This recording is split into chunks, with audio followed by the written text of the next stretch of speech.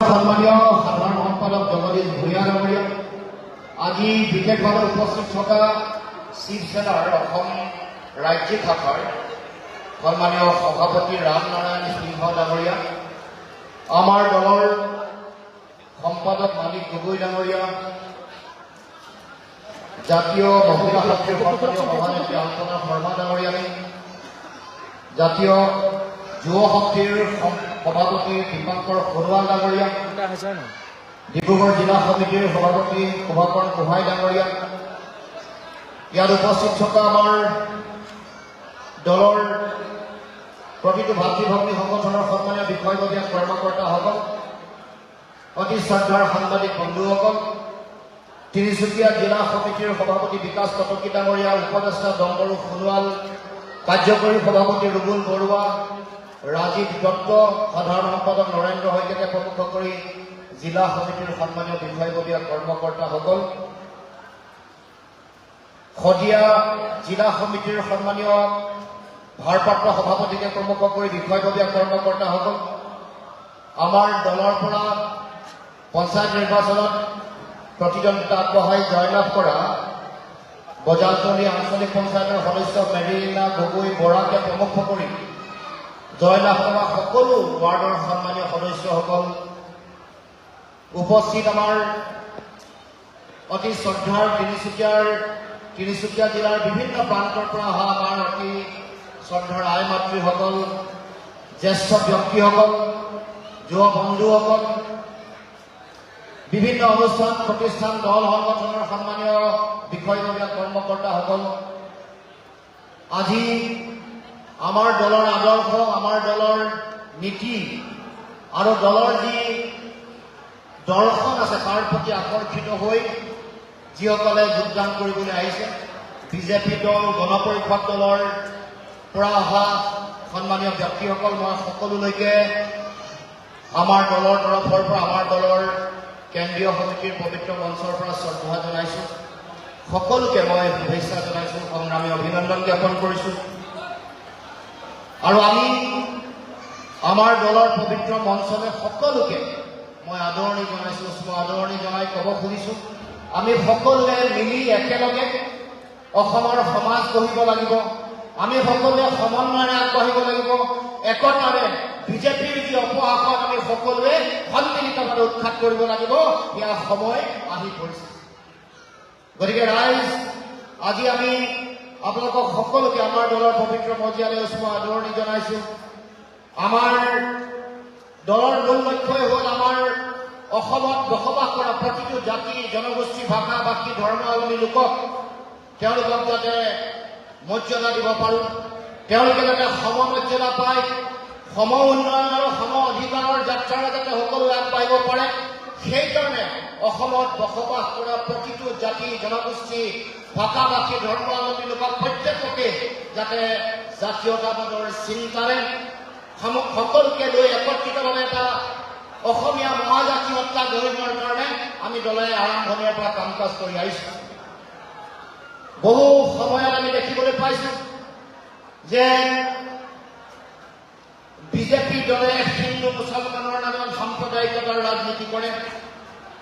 অসমৰ বিভিন্ন প্ৰান্তত যিসকল হিন্দীভাষী অসমীয়া মানুহ আছে তেওঁলোককো ভয় খুৱায়, বাংলা ভাষী অসমীয়া যিসকল আছে তেওঁলোককো ভয় খুৱায়।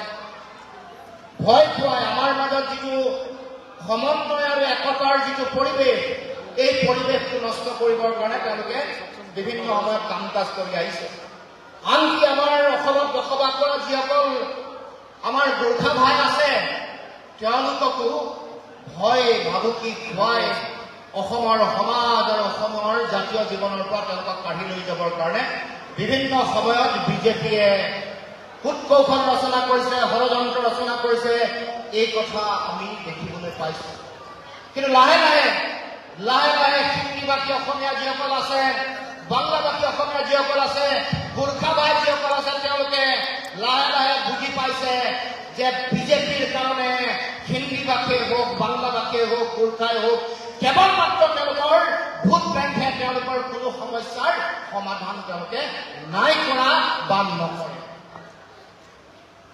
যোৱা 9 বছৰ শাসন চলালে বিজেপিয়ে 9 বছৰ শাসনৰ সময়ত আমি দেখিছোঁ যে অসমৰ সকলো জাতি জনগোষ্ঠীৰ যি সমস্যা আছে সেই সমস্যাবোৰ সমাধান কৰিবৰ কাৰণে বিজেপিয়ে কোনো কাম কৰা নাই। কেৱল মাত্ৰ মানুহক ভাগ কৰি বিভাজন কৰি তেওঁলোকে মানুহৰ পৰা ভোট লোৱা ৰাজনীতি কৰা আমি দেখিবলৈ পাইছোঁ। কোনোবাই যদি ধৰ্মৰ নামত কৰিছে, আন কোনোবাই আকৌ ভোট বেংকৰ নামত কৰিছে। গতিকে যদিহে আমাক সমাজ লাগে, যদিহে আমাক সমন্বয় লাগে, যদিহে আমাক একতা লাগে, তেতিয়াহ'লে আমি সকলোৱে আঞ্চলিক ৰাজনীতি কৰিব লাগিব, সকলোৱে জাতীয়তাবাদৰ ৰাজনীতি কৰিব লাগিব আৰু সকলোৱে মিলি অসম জাতীয় পৰিষদৰ যি শক্তি, এই শক্তি সকলোৱে মিলি বৃদ্ধি কৰিব লাগিব, সকলোৱে শক্তিশালী কৰিব লাগিব। আজি ইয়ালৈ বহু আমাৰ হিন্দীভাষী ব্যক্তি অহা আমি দেখিবলৈ পাইছোঁ। আমি বিভিন্ন প্ৰান্তৰ পৰা বাংলাভাষী যিসকল ব্যক্তি আছে তেওঁলোক ইয়ালৈ আহিছে। আমি এটা কথা তেওঁলোকক আশ্বাস দিব পাৰোঁ যে আমাৰ দলৰ চিন্তাটো হ'ল যে সকলোকে লৈ আমি আগবঢ়াম। জন্মৰ দিনটোতে আমি কৈছোঁ যে আমাৰ যি জাতীয়তাবাদ, এই জাতীয়তাবাদ ইনক্লুচিভ জাতীয়তাবাদ, সকলোকে লৈ আমি আগবাঢ়িম, সকলোকে লৈ আমি সমাজখন গঢ়িম। কাৰণ আমি ৰাজনীতি কৰিব কৈছোঁ মানুহৰ কাৰণে, কিন্তু আমাৰ মূল দৃষ্টিভংগীটো একে যে আমি বিচাৰিছোঁ যে আমাৰ এইখন সমাজৰ যি সমস্যা আছে এই সমস্যাসমূহ সমাধান হ'ব লাগিব। আমাৰ সকলো জাতি জনগোষ্ঠীয়ে অতদিনে যিবোৰ সমস্যাৰ সন্মুখীন হৈ আহিছে সেই সমস্যাবোৰ সমাধান কৰিবৰ কাৰণে সকলোৱে কাম কাজ কৰিব লাগিব। মূল সমস্যা আজি এনেকৈ সমাজ ভাঙোতে বিভাজন কৰোঁতে মূল সমস্যাবোৰত তেওঁলোকে পিঠি দিছে। আজি সাধাৰণ মানুহে জীয়াই থাকিবৰ কাৰণে তেওঁলোকৰ জীৱন আৰু জীৱিকা বৰ্তাই ৰাখিবৰ কাৰণে তেওঁলোকে যিটো সমস্যাৰ সন্মুখীন হৈছে তাৰ কাৰণে বিজেপি আজিলৈকে কোনো কাম কৰা আমি দেখিবলৈ পোৱা নাই। আজি খোৱা বোৱা বস্তুৰ যিমান দাম বাঢ়িল, কোনো এগৰাকী মানুহ তাৰ পৰা নিস্তাৰ পোৱা নাই। গাঁৱে ভূঞে চহৰে নগৰে থকা কোনো মানুহে আজি এতিয়া খোৱা বোৱা বস্তুৰ দাম প্ৰায় 200% বাঢ়িছে। তাৰমানে আগত যিমান দাম আছে তাতকৈ 4 গুণ বাঢ়িলে। মাটিৰ খাজানা 5 গুণ বাঢ়িছে। সৰ্বানন্দ সোণোৱাল মুখ্যমন্ত্ৰী থাকোঁতে 3 গুণ বাঢ়িছে আৰু হিমন্ত বিশ্ব শৰ্মা অহাৰ পিছত আৰু 2 গুণ বাঢ়িলে, মুঠতে 5 গুণ মাটিৰ খাজানা। কিমান টেক্স বাঢ়িলে? আমাৰ ব্যৱসায়ী আছে, আমাৰ ঠিকাদাৰ আছে, ক্ষুদ্ৰ ব্যৱসায়ী আছে, আমাৰ কৰ্মচাৰী আছে, সকলোৱে বুজি পায় যে কিমান কৰ বাঢ়িছে, কিমান টেক্স বাঢ়িছে। কিন্তু তেওঁলোকে এই কথা বতৰাবোৰ, এই সমস্যাবোৰ সমাধান নকৰে। এতিয়া টোল টেক্স কিমান দিব লাগে?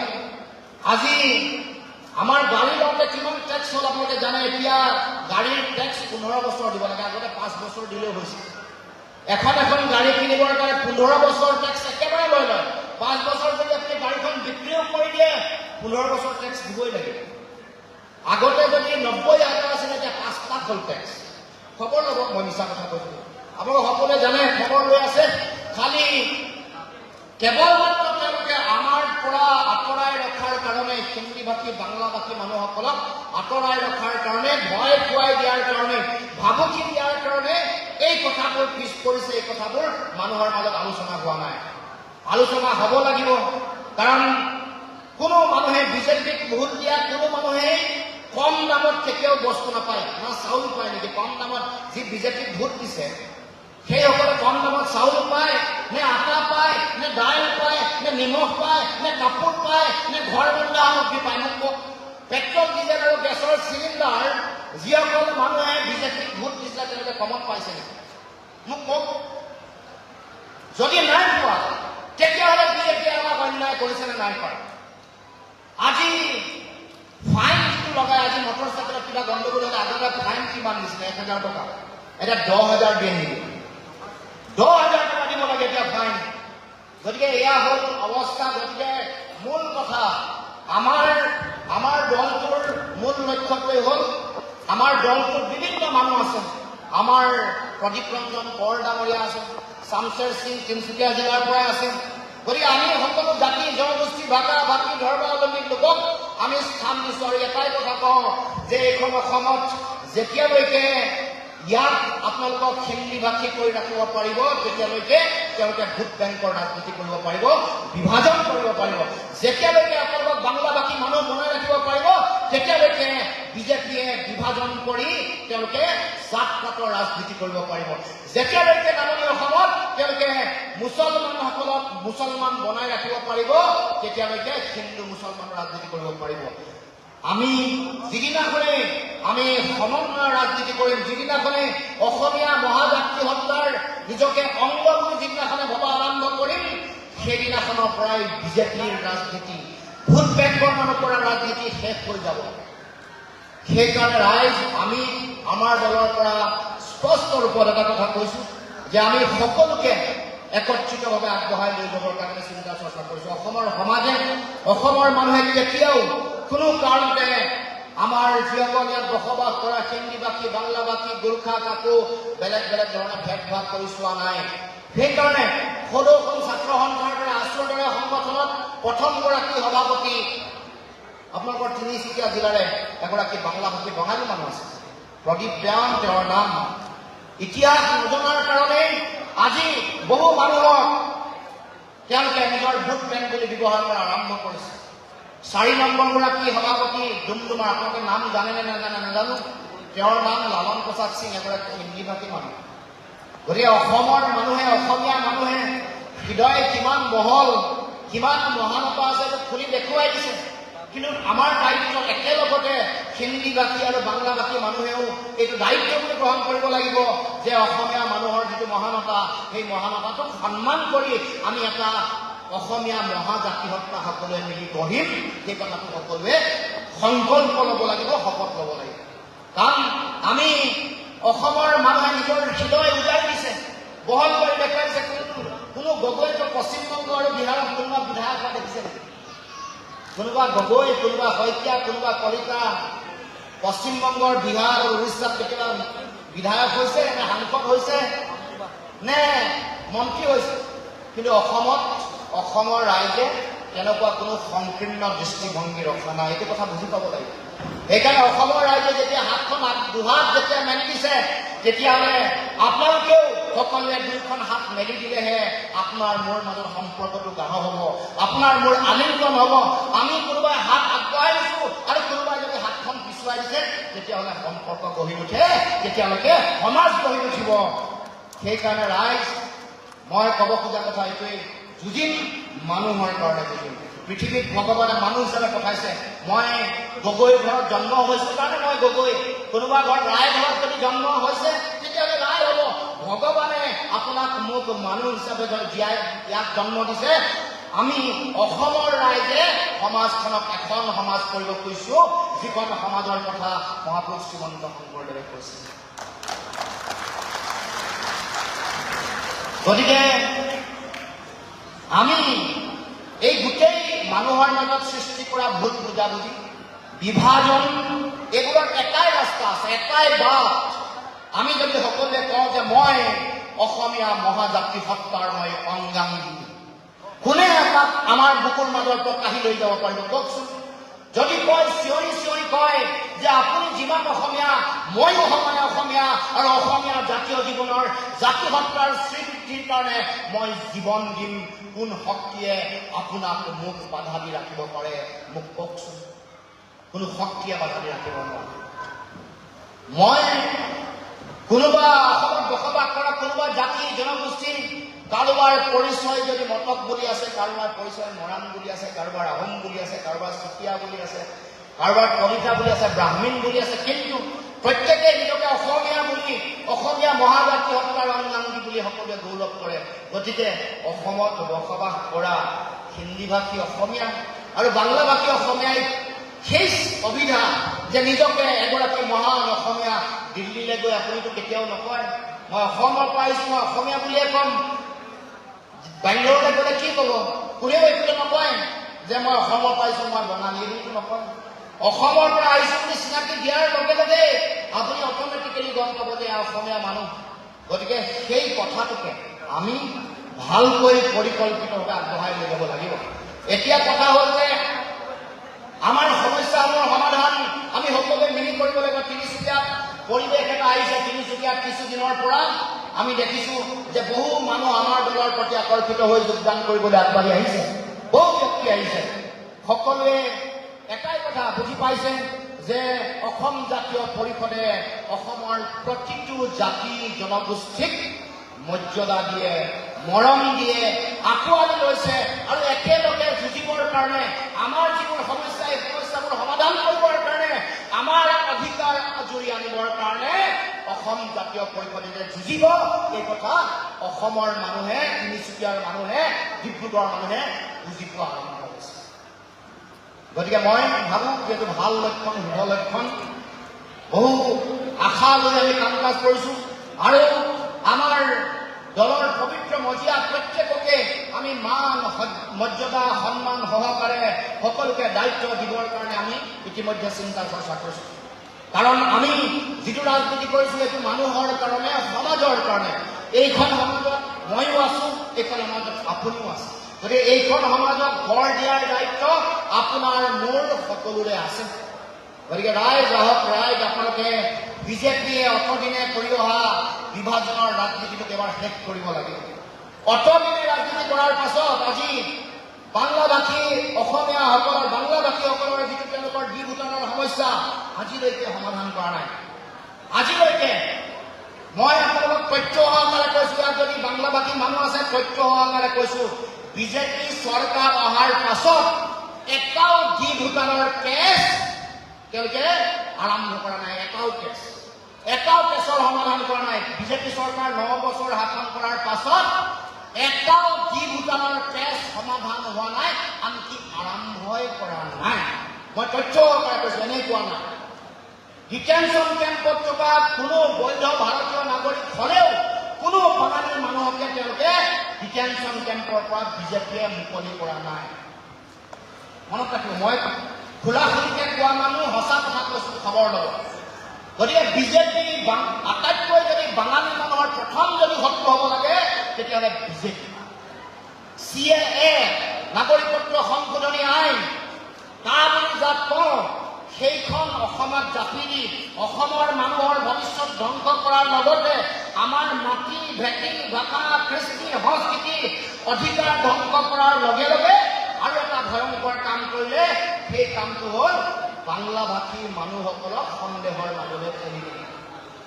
যোৱাকালি কংগ্ৰেছ কলনীত মই একেলগে খেলি থকা শংকৰ আৰু শিৱাস আজি ভাবিব লগা হ'ল তেওঁৰ মাক দেউতাক 71 চনৰ আগত আহিছে নে পিছত আহিছে। গতিকে প্ৰথম বিজেপিয়ে সন্দেহৰ মাজলৈ আটাইতকৈ বেছি যদি ঠেলি দিছে, বাঙালীসকলক প্ৰথম ঠেলি দিছে। গতিকে বাঙালী মানুহৰ আটাইতকৈ ডাঙৰ শত্ৰু হ'ব লাগে বিজেপি। মোৰ দৃষ্টিত আটাইতকৈ ডাঙৰ আৰু প্ৰথম শত্ৰু হ'ব লাগে। অতদিনে একেলগে বসবাস কৰি একে তিনিচুকীয়া উচ্চ মাধ্যমিক বিদ্যালয়ত পঢ়িছিলোঁ। পঢ়াৰ পাছত আকৌ এতিয়া কাৰ কাটি দিয়াৰ পিছত প্ৰশ্ন আহি গ'ল যে 100 আগত আহিছে নে পিছত আহিছে বা। গতিকে ৰাইজ মনত ৰাখিব, বিজেপি বাঙালী মানুহৰ প্ৰধান শত্ৰু, বিজেপি হিন্দীভাষী মানুহৰ প্ৰধান শত্ৰু। কাৰণ আজি মই আপোনালোকৰ এই সভাৰ পৰা এটা কথা কৈছোঁ, সকলো বিষয় উত্থাপন কৰিব খোজা নাই। চবৰে সকলো জাতি জনগোষ্ঠী, অসমৰ খিলঞ্জীয়া প্ৰতিটো জাতি জনগোষ্ঠী, মৰাণ, মটক, আহোম, চুতীয়া, দেউৰী, লালুং, ৰাভা, মেচ, কছাৰী, তিৱা সকলো জাতি জনগোষ্ঠীৰ উপৰিও বাংলাভাষী, হিন্দীভাষী আৰু গোৰ্খাসকলৰ সমস্যা, চাহ জনগোষ্ঠী আদিবাসীৰ সমস্যা সমাধান কৰিবৰ কাৰণেও আমি অসম জাতীয় পৰিষদে আমি কাম কৰি যাম। ইয়াত অকণমানো কম্প্ৰমাইজ নকৰোঁ, অলপো আপোচ নকৰোঁ, এই কথাটো স্পষ্ট। এই তিনিচুকীয়াত এনেকুৱা এটা পৰিৱেশ কৰি দিয়া হ'ল যে আমাৰ হিন্দীভাষী মানুহসকলে তেওঁলোকৰ ধৰ্মীয় অনুষ্ঠান ছট পূজাটো তেওঁলোকক পাতিবলৈ যাওঁতে এটা পৰিৱেশ কৰি দিয়া হ'ল। আমি এটা স্পষ্টকৈ কৈছোঁ, আমাৰ খিলঞ্জীয়া জাতি জনগোষ্ঠীসকলৰ তেওঁলোকৰ আৱেগ অনুভূতিক আঘাত নকৰাকে এই ছট পূজাৰ স্থান সম্পৰ্কীয় বিষয়টো চৰকাৰে নিষ্পত্তি কৰিব লাগে, চৰকাৰে ব্যৱস্থা কৰি দিব লাগে, যাতে হিন্দীভাষী ৰাইজে যাতে কেতিয়াও তেওঁলোকে বেদনা অনুভৱ কৰিব নালাগে। আৰু লগে লগে একে সময়তে কৈছোঁ, আমাৰ খিলঞ্জীয়া জাতি জনগোষ্ঠীৰ আৱেগ আৰু অনুভূতিটো যাতে কোনো কাৰণতে যাতে আক্ৰমণ নকৰে, তাত যাতে কোনো কাৰণত যাতে সেই আৱেগবোৰক যাতে কোনো কাৰণতে অৱদমিত নকৰে, তাৰ কাৰণেও চৰকাৰে একেলগতে সময় দিব। চৰকাৰখনৰ লক্ষ্যই হ'ল ভাগ কৰা, ক'ৰবাত এনেকুৱা জেগাত তেওঁলোকে কৰিবলৈ নিদিব, পূজা কৰিবলৈ দিব, যাতে সংঘাতটো সৃষ্টি হয়। এই কামটো বিজেপি দলে কৰে, বিজেপি চৰকাৰখনে কৰে। এয়া কাম আপোনাৰ মোৰ লগত এনেকুৱা ধৰণৰ সংঘাত বা বিভাজন নাই। বিভাজন কৰে চৰকাৰে, তেওঁলোকৰ প্ৰশাসনে। তেওঁলোকে পৰিৱেশ এনেকুৱা বনাই দিয়ে যে দুটা জাতি জনগোষ্ঠীৰ মাজত সংঘাত আৰম্ভ হৈ যায়। আমি সকলোৱে চেষ্টা কৰিব লাগিব যে এই যে চৰকাৰী যন্ত্ৰই কৰা বিভাজন আৰু সংঘাত, এইটো আমি সকলোৱে নাইকিয়া কৰিব লাগিব। এইটো আমাৰ অসম জাতীয় পৰিষদৰ প্ৰথম দায়িত্ব থাকিব, প্ৰাথমিক দায়িত্ব থাকিব। ৰাজনীতি মানুহৰ কাৰণে কৰিছোঁ, ৰাজনীতি সমাজৰ কাৰণে কৰিছোঁ। মানুহ আৰু সমাজৰ কাৰণে যদি ৰাজনীতি কৰিছোঁ, তেতিয়াহ'লে বিভাজন আমাৰ কাৰো কাম্য নহয়। কোনেও বিভাজন নিবিচাৰোঁ, আমি একতা বিচাৰোঁ, একেলগে আগবাঢ়িব বিচাৰোঁ আৰু একেলগে সমস্যাৰ আমি সমাধান বিচাৰোঁ। এই যে খোৱা বোৱা বস্তুৰ দাম বাঢ়িছে, এই যে কৰ কামত বঢ়াইছে, পেট্ৰল ডিজেল গেছৰ চিলিণ্ডাৰৰ দাম বঢ়াইছে, এই যে মাটিৰ খাজানা বঢ়াইছে, এইবোৰ সমস্যাৰ বিৰুদ্ধে আমি যুঁজিব লাগিব। আজি আমাৰ গোৰ্খা ভাইসকলৰ তেওঁলোকৰো বিভিন্ন সমস্যাৰে ভাৰাক্ৰান্ত। এতিয়া শেহতীয়াকৈ আমি দেখিছোঁ যে আমাৰ কেইগৰাকীমান মন্ত্ৰীৰ পত্নীয়ে গোপালনৰ নামত চৰকাৰৰ ফালে 50 লাখ টকাকে তেওঁলোকে চাবচিডি পাইছে। আমাৰ যিসকল গোপালক আছিলে, আমাৰ খিলঞ্জীয়া হওক বা গোৰ্খা ভাইসকল হওক বা সীতা দখলাই হওক, এতিয়াই ভাৰতবৰ্ষৰ স্বাধীনতা আগৰে সীতা দখলাৰ যিটো তেওঁলোকৰ প্ৰকল্প, সেইবোৰ কেন্দ্ৰকৈ তেওঁলোকে জীয়াই থাকিব লগা হৈছে, সংগ্ৰাম কৰিব লগা হৈছে। তেওঁলোকক কিন্তু ৰাজসাহায্য নিদিয়ে। মন্ত্ৰীৰ পত্নীয়ে ৰাজসাহায্য পায়, মামীয়ে পায় ৰাজসাহায্য, মামাৰ ভায়েকৰ ঘৈণীয়েক যিগৰাকীয়ে পায় ৰাজসাহায্য, কিন্তু সাধাৰণ জনগণে সেই ৰাজসাহায্য নাপায়। গতিকে ৰাইজ, আমি এই কথা বতৰাবোৰ আমি সকলোৱে হৃদয়ঙ্গম কৰিব লাগিব, উপলব্ধি কৰিব লাগিব। আমাৰ ফালৰ পৰা স্পষ্টভাৱে আমি কৈছোঁ যে আমাৰ দলটোৱে সকলোকে লৈ আমি আগবাঢ়িম। আগন্তুক দিনসমূহত আমি কোনেও যাতে ইয়াত কেতিয়াও যাতে অসমৰ সমাজ জীৱনৰ জাতি গঠন প্ৰক্ৰিয়াৰ পৰা কোনেও যাতে আঁতৰত বুলি ভবা পৰিৱেশ এটা নাহে, তাৰ কাৰণে আমাৰ দলে আহি থাকিব লগা দিনসমূহত আমি কাম কাজ কৰি যাম। আৰু এয়া আৰম্ভণি হৈছে। আজি বিজেপি দলৰো বহু নেতা কৰ্মকৰ্তা আহি আমাৰ দলত যোগদান কৰিব, অসম গণ পৰিষদৰো বহু নেতা কৰ্মকৰ্তা আহি দলত যোগদান কৰিব। এয়া আৰম্ভণি।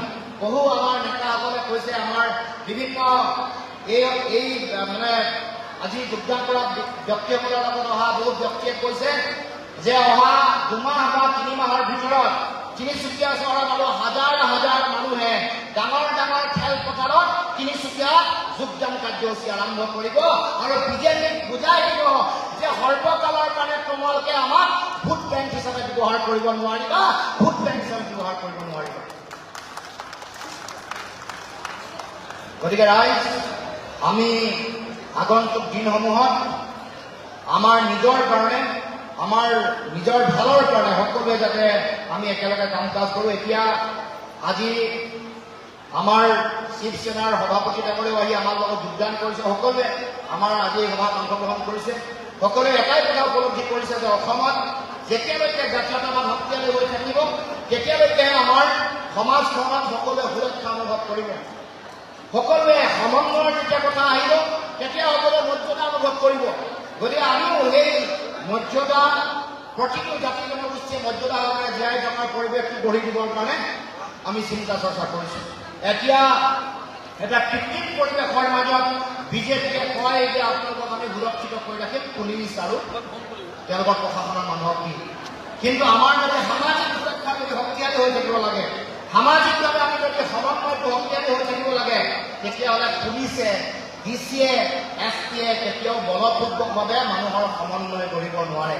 সমন্বয় গঢ়িবলৈ হ'লে আপুনি মই প্ৰত্যেকে হৃদয়খন খুলি দিব লাগিব, নিজকে প্ৰত্যেকে আত্মবিশ্লেষণ কৰিব লাগিব যে মোৰ দায়িত্ব কি, মই কি কৰা উচিত। আৰু সেইকাৰণে মই আহ্বান জনাইছোঁ, আমি যদি জাতীয়তাবাদৰ আদৰ্শেৰে অসমীয়া মহাজাতি সত্তাৰ যদি সকলোৱে অংগাংগী বুলি অনুভৱ কৰা আৰম্ভ হয়, তেতিয়াহ'লে আপোনাৰ মোৰ মাজত ভয় নাথাকে, বিভাজন নাথাকে, ভাবুকিৰে আপোনালোকৰ পৰা ভোট ল'ব পৰা পৰিৱেশ নাথাকে। গণতন্ত্ৰ আহিব, সমন্বয় আহিব, প্ৰেম ভালপোৱা আহিব, ভাতৃত্ববোধ আহিব, আৰু আমি সকলোৱে মিলি সমাজ গঢ়িব পাৰিম, সকলোৱে মিলি সমাজ গঢ়িব পাৰিম। গতিকে ৰাইজ, আপোনালোকে সকলোৱে আহক। এইবোৰ কথা প্ৰত্যেকে নিজে আত্ম উপলব্ধি আৰু আত্মবিশ্লেষণ কৰা বিষয়। মই বক্তৃতা দি মই বুজাই আপোনালোকক সকলো কথা ক'ব নোৱাৰো। আমি প্ৰত্যেকে নিজে নিজে উপলব্ধি কৰিব লাগিব যে হয়, সময় আহি পৰিছে, আমাৰ দায়িত্ব। আমি প্ৰত্যেকেই প্ৰতিটো জাতি জনগোষ্ঠী আমাৰ নিজৰ দায়িত্ব যদি পালন কৰোঁ, তেতিয়াহ'লে অসমখন ভাল হ'ব, অসমৰ প্ৰতিগৰাকী মানুহৰ ভাল হ'ব। আমাৰ ল'ৰা ছোৱালী যিসকল আছে, ছাত্ৰ ছাত্ৰীসকল যিসকল আছে, তেওঁলোকে তেওঁলোকৰ ভাল ভৱিষ্যত নিৰ্মাণ কৰিব পাৰিব। কাৰণ আমি বিচাৰোঁ আমাৰ ল'ৰা ছোৱালীবোৰে ভাল শিক্ষা লওক, ভাল শিক্ষা লৈ তেওঁলোকে ভালকৈ পঢ়া শুনা কৰি চাকৰি বাকৰি পাওক, নহ'লে সংস্থাপিত হওক, পৃথিৱীৰ লগত প্ৰতিযোগিতাত অৱতীৰ্ণ হওক। ভাল শিক্ষা, ভাল গৱেষণা লৈ জ্ঞানৰ পৃথিৱীত যাতে আমাৰ ল'ৰা ছোৱালীবোৰে যাতে পৃথিৱীৰ বিভিন্ন প্ৰান্তৰ মানুহৰ লগত যাতে একেলগে কান্ধত কান্ধ মিলাই আগবাঢ়ি যাব পাৰে, তেনেকুৱা এখন সমাজ গঢ়িব খুজিছোঁ। কাৰণ জ্ঞানবিহীন কোনো জাতিয়ে কেতিয়াও পৃথিৱীত প্ৰতিযোগিতাৰ পৃথিৱীত সৃষ্টি থাকিব নোৱাৰে। যি জাতিৰ জ্ঞান নাই, যি জাতিৰ জ্ঞানৰ সাধনা নাই, যি ল'ৰা ছোৱালীৰ জ্ঞানৰ ভোগ নাই, শিক্ষা যাৰ জীৱনৰ সাধনা নহয়, সেই জাতিয়ে কেতিয়াও পৃথিৱীত মেৰুদণ্ড পোলাই নিজৰ পৰিচয় দাঙি ধৰিব নোৱাৰে। সেইকাৰণে আমি আমাৰ দলটোৰ আৰম্ভণিৰে পৰা এটাই লক্ষ্য, চৰকাৰ গঠন হ'লে বা আমি আমাৰ দলে যেতিয়ালৈকে আমাৰ চৰকাৰ গঠন নহয়, তেতিয়ালৈকে সাধাৰণ মানুহৰ যিবোৰ মৌলিক সমস্যা আছে, সেই সমস্যাবোৰৰ লগত আমি নিৰৱচ্ছিন্নভাৱে ধাৰাবাহিকভাৱে আমি যুঁজি যাম আৰু অধিকাৰ আজৰি আনিবৰ কাৰণে আমি সকলোৱে কাম কাজ কৰিম। গতিকে আজি আমাৰ দলৰ প্ৰতি শ্ৰদ্ধাশীল হৈ, দলৰ আদৰ্শ নীতি আৰু দৰ্শনৰ প্ৰতি বিশ্বাস ৰাখি যিসকলে আমাৰ দলৰ পবিত্ৰ পতাকাৰ তলত একত্ৰিত হ'বৰ কাৰণে যিসকলে সিদ্ধান্ত গ্ৰহণ কৰিছে, সকলোকে মই দলৰ পবিত্ৰ মজিয়ালৈ উষ্ম আদৰণি জনাইছোঁ। আশা ৰাখিছোঁ আপোনালোকৰ সহযোগত অসমীয়া মানুহৰ জাতীয়তাবাদৰ যিটো চিন্তা, যিটো আকাংক্ষা, জাতীয়তাবাদৰ যি বিজয় নিচান, সেই নিচান নীলিম আকাশত সগৌৰৱে স্বাভিমানে উৰিব আৰু প্ৰত্যেকেই আত্মমৰ্যাদাৰে, প্ৰতিটো জাতি জনগোষ্ঠীয়ে নিজৰ আত্মমৰ্যাদাৰে নিজৰ জীৱন আগবঢ়াই লৈ যাব পাৰিব। এইখিনিকে কৈ সকলোকে দলৰ পবিত্ৰ মজিয়ালৈ মই উষ্ম আদৰণি জনাই মোৰ বক্তব্য মই সামৰণি মাৰিছোঁ। ধন্যবাদ।